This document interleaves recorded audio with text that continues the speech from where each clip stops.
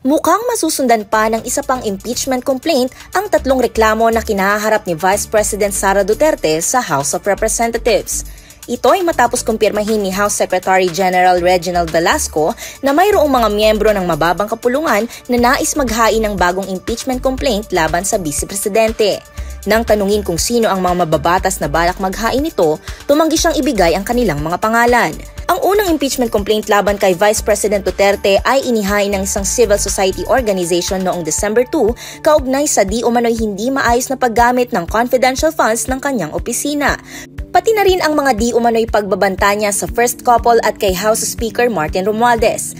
Ang pangalawang impeachment complaint ay inihain ng bagong alyansang makabayan kaugnay sa di umano'y betrayal of public trust. Sinundan ito ng pinakahuling impeachment case patungkol sa umano'y culpable violation of the Constitution, bribery, graft and corruption at betrayal of public trust.